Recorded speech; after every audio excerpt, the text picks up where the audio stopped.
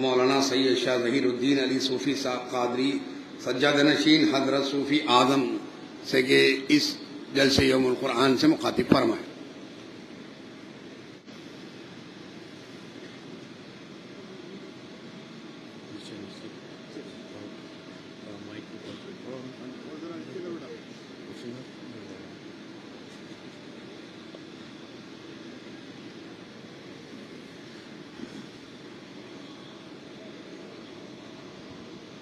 السلام علیکم ورحمۃ اللہ وبرکاتہ۔ اعوذ باللہ من الشیطان الرجیم، بسم اللہ الرحمن الرحیم، الحمد للہ رب العالمین والعاقبۃ للمتقین والصلاۃ والسلام علی رسولہ محمد صلی محمد وآلہ وصحبہ اجمعین۔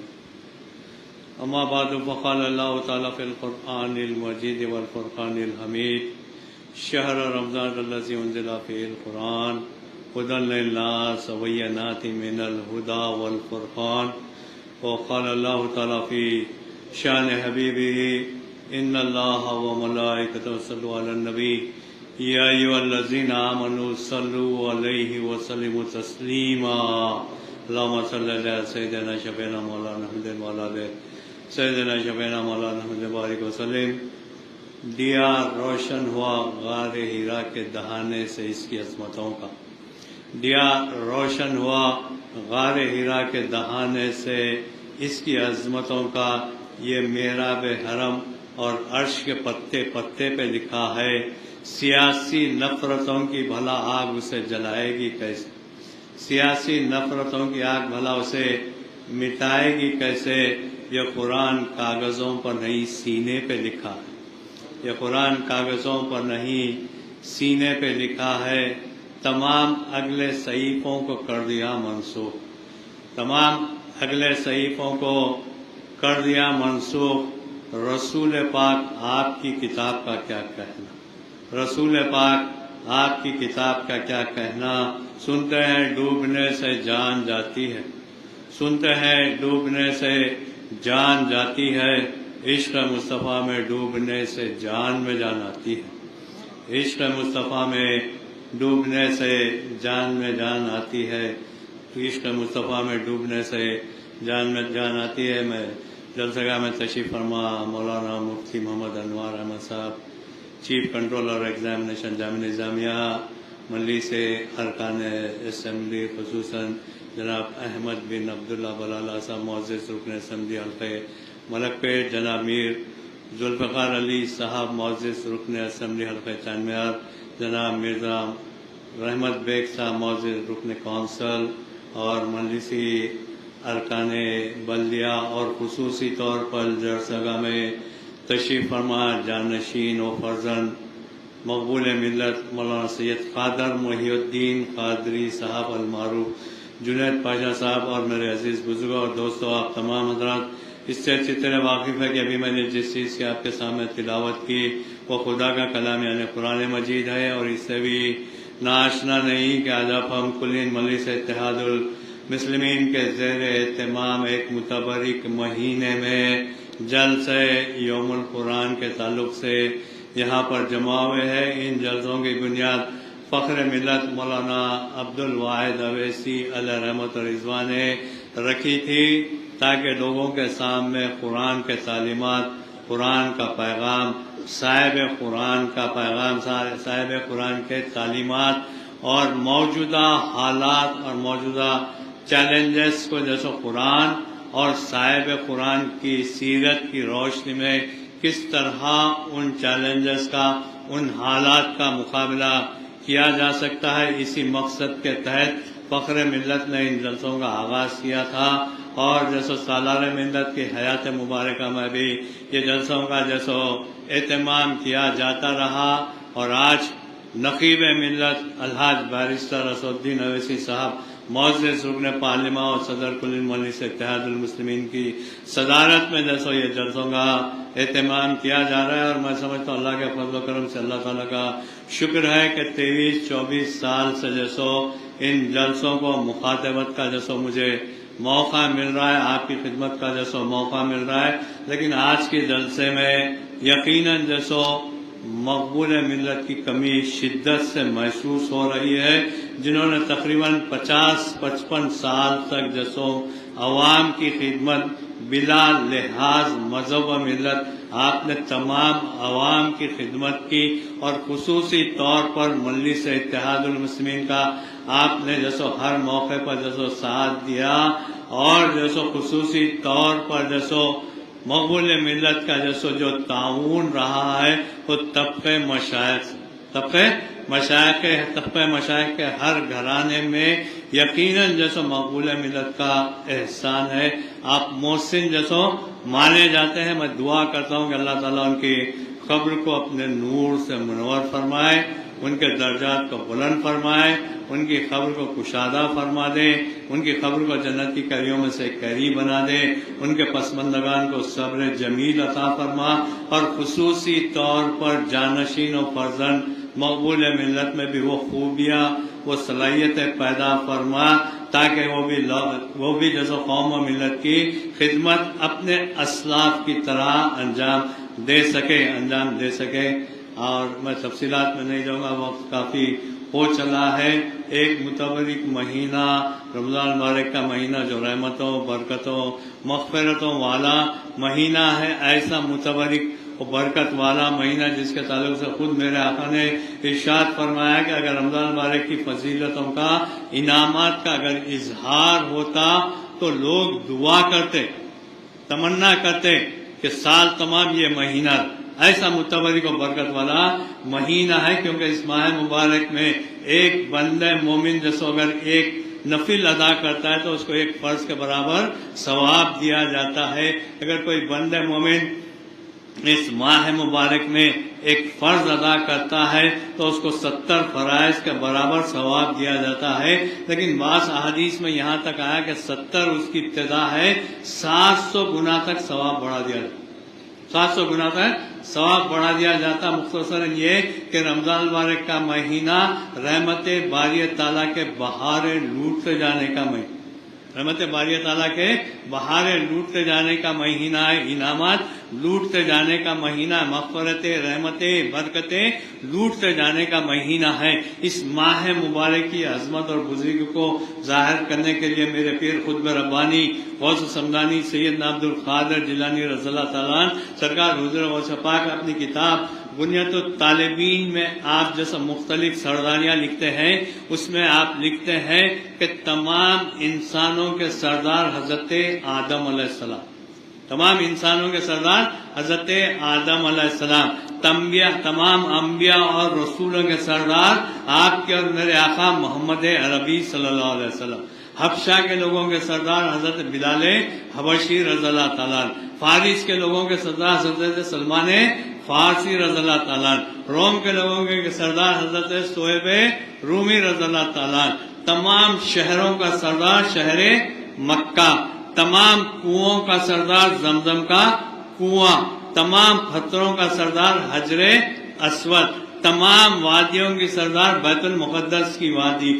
تمام پہاڑوں کا سردار کوہ طور سینا، تمام اونٹوں کا سردار، اونٹوں کا سردار حضرت صالح علیہ السلام کی اونٹنی، اور تمام مچھلیوں کی سردار وہ مچھلی جس کے پیٹ میں حضرت یونس علیہ السلام تھے، اور تمام آسمانی کتابوں کی سردار قرآن مجید کی تمام صورتوں کی سردار سورہ فاتحہ، تمام دنوں کا سردار جمعے کا دن، تمام راتوں کی سردار شب قدر کی رات، اور تمام مہینوں کا سردار رمضان مبارک کا مہینہ، رمضان مبارک کا مہینہ، رمضان مبارک کا مہینہ نزول قرآن کا مہینہ، رمضان مبارک کا مہینہ نزول قرآن کا مہینہ، ایسے رحمتوں، برکتوں، مغفرتوں والا مہینہ ہے۔ کیونکہ ابتدائی دور میں آپ سے مخاطبت کا موقع ملا ہے، ایک گزارش رکھتے ہوئے اپنے موضوع پر آ جاتا ہوں۔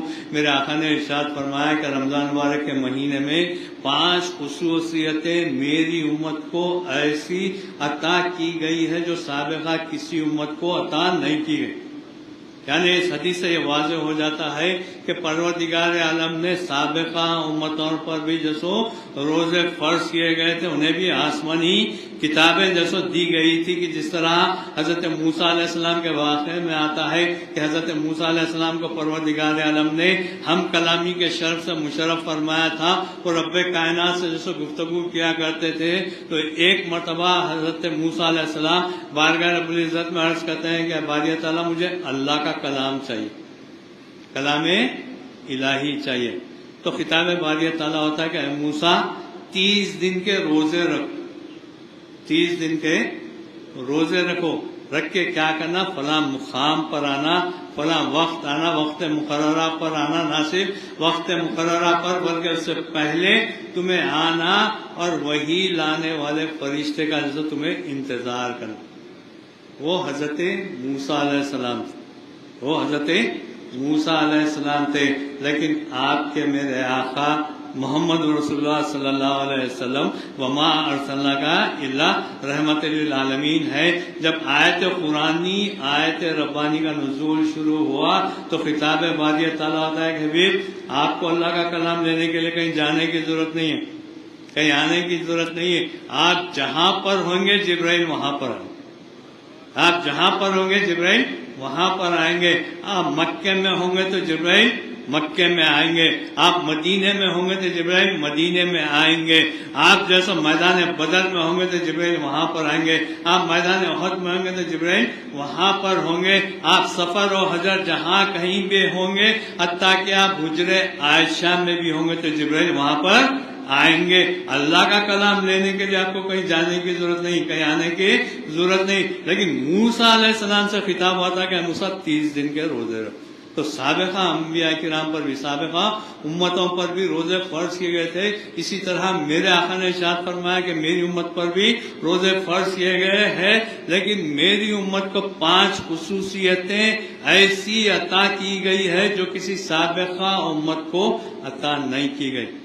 میرے آقا نے ارشاد فرمایا کہ میری امت کے روزداروں کو پہلی خصوصیت یہ عطا کی گئی کہ جیسا ان کے بدن سے خشکی کی وجہ سے، سوکھے پیٹ کی وجہ سے ان کے منہ سے جو بو آتی ہے، پروردگار عالم کے پاس وہ جیسا مشک و عنبر سے زیادہ پسند ہے، مشک و عنبر سے زیادہ پسندیدہ ہے. اور دوسری خصوصیت میری امت کو یہ عطا کی گئی کہ میری امت کے روزداروں کے لیے خدا تعالیٰ کی ساری مخلوق دعا کرتے رہتے، ساری مخلوق دعا کرتے رہتی ہے، حتیٰ کہ سمندر کے مچھلیاں تک میری امت کے روزداروں کے لیے دعا کرتے رہتے ہیں، جس کا سلسلہ افطار تک جاری و ساری رہتا ہے. اور تیسری خصوصیت یہ ہے کہ میری امت کے روزداروں کے لیے روزانہ جنت کو سجایا جاتا ہے، آراستہ کیا جاتا ہے. استقبال رمضان کے لیے سال کے 11 مہینے جنت کو سجایا جاتا ہے، استقبال رمضان کی تیاری کی جاتی ہے. اس کے چاند رات سے ہی جنت کے سارے دروازے کھول دیے جاتے ہیں، سرکش شیاطین قید کر دیے جاتے ہیں کہ سارے جنت کے دروازے کھول دیے جاتے ہیں. میری امت کے روزداروں کے لیے تیسری خصوصیت یہ ہے کہ ان کے لیے روزانہ جنت کو سجایا جاتا ہے، آراستہ کیا جاتا ہے. اور میری امت کے روزداروں کے لیے چوتھی خصوصیت یہ ہے کہ جیسے اس ماہ مبارک میں سرکش شیاطین قید کر دیے جاتے ہیں، سرکش شیاطین قید کر دیے جاتے ہیں. جس طرح عام دنوں میں جب بھٹکاتے ہیں، اس ماہ مبارک میں ہمیں اس طرح نہیں بھٹکا سکتے، کیونکہ امت محمدیہ پر بڑا فضل و کرم ہے کہ پروردگار عالم کا کہ اس ماہ مبارک میں جسو سرکش شیاطین قید کر دیے جاتے ہیں. اور 5ویں خصوصیت میرے آقا نے ارشاد فرمائی کہ میری امت کے آخر میں شب مغفرہ عطا کی گئی، شب مغفرہ عطا کی گئی. صحابہ کرام نے عرض کیا کہ رسول اللہ وہ شب مغفرہ شب قدر کی رات ہے. تو میرے آقا نے ارشاد فرمایا کہ شب قدر کی راتوں کے علاوہ، یعنی آخر میں جسو شب مغفرہ جسو عطا کی گئی، مغفرت والی رات ہے. اور جس کو عام الفاظ میں کہوں تو چاند رات، یا اور بھی اگر عام الفاظ میں کہوں تو بھائی شاپنگ کی رات. نہیں، ایسا نہیں ہے. بڑی رحمت والی رات ہے، مغفرت والی رات ہے. حدیث شریف میں آتا کہ رمضان مبارک کے پورے مہینے میں جتنے فضیلتیں، عظمتیں، رحمتیں اس پورے ماہ مبارک میں جو پوشیدہ ہے، اس آخری رات میں اس سے کئی درجہ جیسے رحمتیں، برکتیں، مغفرتوں کا نزول ہوتا. یہ خصوصی طور پر امت محمدیہ کو پروردگار عالم نے 5 خصوصیت عطا فرمائی تھی. ایسا متبرک و برکت والا مہینہ، مغفرتوں والا مہینہ جیسو ہم کو سرکار دو عالم صلی اللہ علیہ وسلم کے صدقہ طفیل میں جیسو ہم کو عطا کیا گیا ہے کہ رمضان کا وہ متبرک و برکت والا مہینہ ہے جس میں پروردگار عالم نے قرآن مجید جیسی بابرکت کتاب کو نازل کیا. اور یہ کتاب کیا ہے؟ ساری دنیا انسانیت کی ہدایت کے لیے ہدی للناس کہا گیا.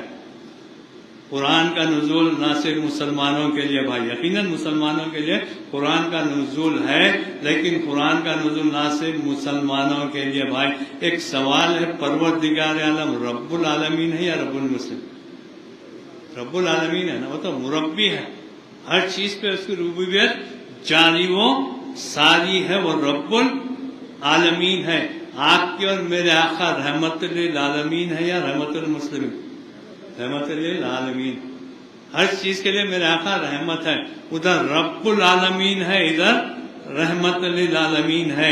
اور جس کا آج ہم تذکرہ ہو رہا ہے، یوم جو منا رہے ہیں، وہ ہدی للناس ہے.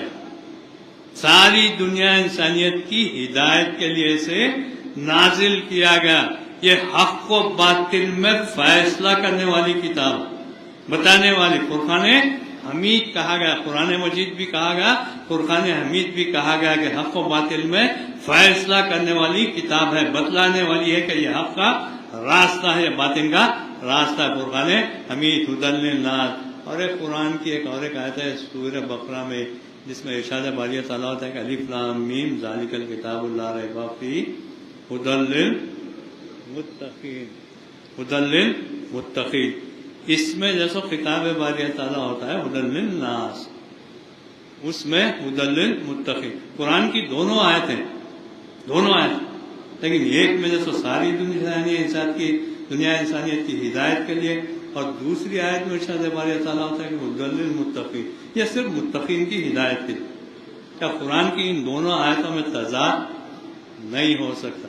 کیونکہ کسی انسان کا کلام نہیں ہے، یہ خالق کائنات کا کلام ہے. اگر یقیناً کسی انسان کا کلام ہوتا تو اس میں جیسے تضاد ہوتا، لیکن کسی انسان کا کلام نہیں ہے بلکہ خالق کائنات کا جیسے کلام ہے. تو اس واسطے صوفیاء کرام، علماء کرام بیان کرتے ہیں کہ ان دونوں آیتوں کے مفہوم کو بیان کرتے ہیں کہ قرآن کا نزول جو ہوا ہدی للناس، ساری دنیا انسانیت کی ہدایت کے لیے ہوا. لیکن اس سے ہدایت وہ لوگ پاتے ہیں جو متقی اور پرہیزگار، وہ لوگ پاتے ہیں جو متقی اور پرہیزگار لوگ ہیں. اور یہ مہینہ تقوی اور پرہیزگاری اختیار کرنے کا مہینہ ہے، مغفرت طلب کرنے کا مہینہ ہے، نجات طلب کرنے والا مہینہ ہے. ایسا متبرک مہینے میں قرآن مجید جیسی بابرکت کتاب کو جیسا نازل کیا گیا ہے جو ساری دنیا انسانیت کی ہدایت کے لیے ہے، ساری دنیا انسانیت کی ہدایت کے لیے اسے نازل کیا گیا ہے. اور جس طرح ابھی آپ نے سنا کہ ہم نے جیسو قرآن کو جیسو صرف ثواب کے لیے حاصل کیا، صرف ثواب کے لیے حاصل کیا ہے، ورنہ جزدانوں میں بند کر کے محرابوں میں رکھ دیا ہے. ہم قرآن کو پڑھتے ہیں، کب پڑھتے ہیں؟ کسی کے ایصال ثواب کے لیے پڑھتے ہیں، یا کہ جیسے رمضان مبارک کے مہینے میں تراویح میں سن لیتے ہیں. یقیناً پڑھا جانا ثواب، بھائی اس سے انکار نہیں، ایصال ثواب کے لیے پڑھا جانا یقیناً ثواب ہے. لیکن یہ ثواب والی کتاب نہیں بلکہ انقلاب لانے والی کتاب ہے، اپنی زندگیوں میں انقلاب لانے والی کتاب ہے.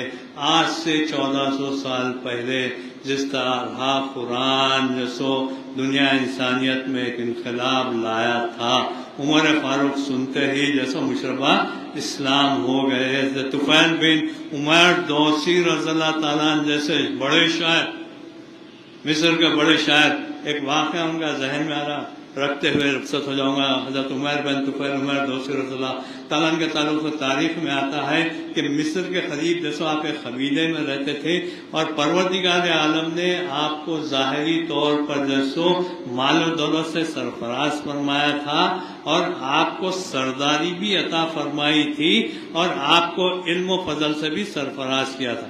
عمیر بن دوسی رضی اللہ تعالیٰ عنہ جیسو عمرے کی نیت سے مکے میں آتے ہیں تو مکے والوں کو جو پتہ چلتا ہے تو جاتے ہیں ان کے پاس دوڑتے ہیں, دوڑتے ہوئے جا کے کہتے ہیں کیونکہ محمد عربی اگر ان سے ملیں گے تو محمد عربی کی باتیں جیسے ان کے سمجھ میں آ جائیں گی کیونکہ یہ پڑھے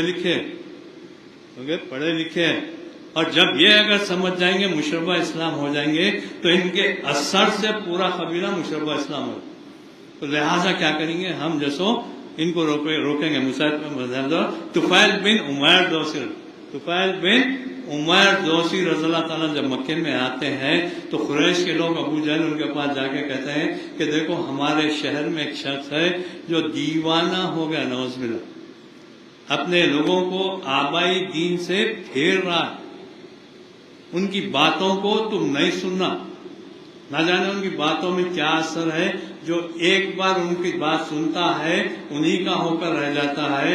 اور انہوں نے, میں یہ کہتا ہوں کہ حق بات تھی جو ان کی زبان سے بھی ادا, دشمن کی زبان سے حق بھی ادا ہو گیا. انہوں نے بولا کہ ان کی باتیں نہیں سننا اور انہوں نے یہ بھی کہہ دیا کہ طفیل ان کو دیکھنا بھی نہیں, ان کے چہرے میں کیا کشش رکھا پروردگار عالم نہیں جانے کہ جو ایک بار دیکھتا ہے انہی کا ہو کر رہ جاتا, طفیل بڑے اطمینان سے جیسو, بڑے احتیاط سے جیسو آنکھوں جیسو کانوں میں جیسو روئی رکھ لیے اور جیسو اپنی نظریں نیچی کر کے طواف کعبہ کرتے تھے, احتیاط سے جیسو بڑے احتیاط سے کرتے تھے کیونکہ طفیل بن عمیر دوسی رضی اللہ تعالیٰ احتیاط کرتے تھے. لیکن پروردگار عالم ان کی قسمت میں تو کچھ اور ہی لکھا تھا. طفیل بن عمیر دوسی رضی اللہ تعالیٰ نے ایک مرتبہ طلوع فجر کے وقت جیسو حرم کعبہ کے قریب سے گزر رہے تھے, احتیاط نہیں تھی, کانوں میں روئی بھی نہیں تھی, لیکن جیسو سرکار دو عالم صلی اللہ علیہ وسلم آیت قرآنی آیت ربانی کی جیسو تلاوت کر رہے ہیں, آیت قرآنی آیت ربانی طفیل کے کانوں میں پڑتے ہی ان کے دل کی دنیا بدل جاتی ہے, وہیں ان کے قدم رک جاتے ہیں اور سوچنے لگتے ہیں کہ میں خود اتنا بڑا شاعر, مجھے پروردگار, مجھے اتنا بڑا علم ہے, لیکن آج تک اثر میں ڈوبا ہوا کلام, اتنا اثر میں ڈوبا ہوا کلام میں نے کسی کا نہیں سنا ہے. اگر کون ہے بول کے جھانک کر دیکھتے ہیں تو کیا سرکار دو عالم صلی اللہ علیہ وسلم آیت قرآنی آیت ربانی میں مصروف تھے. طفیل سوچنے لگتے ہیں کہ محمد عربی سے ملنے میں کیا خبرات ہے, ملیں گے ان کی باتیں اگر سمجھ میں آئیں گی تو قبول کریں گے ورنہ اسے رد کر دیں. بہرحال جیسا آ کے سرکار دو عالم صلی اللہ علیہ وسلم کی خدمت میں عرض کرتے ہیں کہ یار محمد عربی لوگوں نے ایسا کہا تو میں احتیاط کے طور پر جیسے روئی اپنے کانوں میں رکھ لیتا تھا اور اپنی نظر نیچے کر کے جیسے مکے میں طواف کیا کرتا تھا, لیکن میں نے آپ کا کلام سن لیا ہے, آپ کا پیغام کیا ہے جیسے مجھے آپ لوگوں کو جو بتاتے ہیں مجھے بھی بتائیے. میرے آقا چند آیت قرآنی آیت ربانی, ایک تو آیت قرآنی ایک تو آیت ربانی, وہ بھی میرے آقا کی زبان, میرے آقا کی زبان. کیا اثر تھا ہوگا, کیا اثر تھا گا. ایک ایک آیت پر طفیل بن عمیر دوسی رضی اللہ تعالیٰ وجدانی کیفیت میں آتے ہیں, جھومنے لگتے ہیں اور بے ساختہ ان کی زبان سے نکلتا ہے کہ محمد عربی میں گواہی دیتا ہوں کہ آپ اللہ کے سچے رسول, میں گواہی دیتا ہوں آپ اللہ کے سچے رسول ہے. تو یہ اثر تھا قرآن کا, یہ اثر تھا قرآن کا. آج سے 1400 سال پہلے جو اثر تھا کیا وہ اثر ختم ہو گیا؟ نہیں, آج بھی قرآن کا اثر آج سے 1400 سال پہلے جو تھا آج بھی ہے, قیامت تک جاری وہ ساری رہے گا. قرآن کا اثر ختم ہونے والا نہیں ہے, قرآن کا انقلاب ختم ہونے والا نہیں ہے, لیکن اس کو قبول کرنے کی جو استطاعتیں جو صلاحیتیں ہونا چاہیے وہ ہم میں موجود نہیں ہے. تو ضرورت اس بات کی ہے ایسے محفلوں کا، ایسے جلسوں کا جو اہتمام کیا جاتا ہے تاکہ جیسے لوگوں کی زندگیوں میں قرآن کے پیغام کو پہنچے، ان کی زندگیوں میں تبدیلی لانا ہمارے لیے ضروری ہے. اس واسطے میرے آقا نے ارشاد فرمایا تھا کہ لوگوں میں تم میں دو چیزیں چھوڑے جا رہا ہوں، کتاب اللہ یعنی قرآن مجید، اور دوسرے میری سنت. جب تک اس کو مضبوطی سے تھامے رہو گے تو گمراہ نہیں ہوگے. ضرورت اس بات کی ہے قرآن اور صاحب قرآن کی سیرت کو جس اپناتے ہوئے کامیابی اور کامرانی کے جھنڈے ہم آج بھی گاڑ سکتے ہیں، جس طرح آج سے 1400 سال پہلے قرون اولیٰ کے مسلمانوں نے گاڑا تھا. تو ضرورت اس بات کی ہے کہ جیسے قرآن اور صاحب قرآن کی سیرت کو ہم اپنائیں. آخر میں رخصت ہونے سے پہلے ایک گزارش کروں گا کہ جیسے زکوٰۃ یقیناً ہر صاحب نصاب مسلمان پر ضروری ہے. 100 میں سے 2.5% یعنی 40 میں سے 1 حصہ. اور تاریخ اسلام میں بہت سارے ایسے واقعات ہیں کہ 40 کے 40 اللہ اس کے رسول کے راستے میں. جیسو میں تفصیلات میں نہیں جاؤں گا، لیکن ضرور گزارش یہ کروں گا کہ ضرور جیسو اپنے مالوں میں سے زکوٰۃ نکالیے. بہت سارے غریب اور مسکین لوگ ایسے ہیں جو آپ کے سامنے دست سوال دراز نہیں کرتے ہیں، ان کی بھی جیسے ہم کو مدد کرنا ہے.